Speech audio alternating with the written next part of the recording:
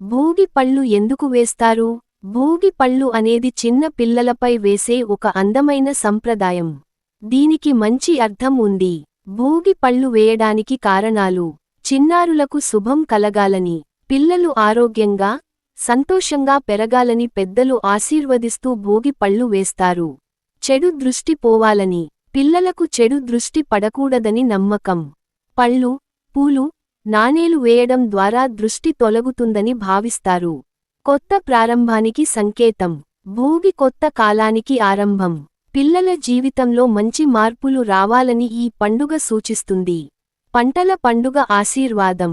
పంటలు పండిన ఆనందాన్ని, ప్రకృతి ఆశీర్వాదాన్ని పిల్లలతో పంచుకునే సంప్రదాయం ఇది. కుటుంబ ఐక్యత. చుట్టూ బంధువులు చేరి పిల్లలపై పళ్ళు వేయడం కుటుంబ ప్రేమను చూపిస్తుంది. భోగి పళ్ళులో ఏమి వేస్తారు?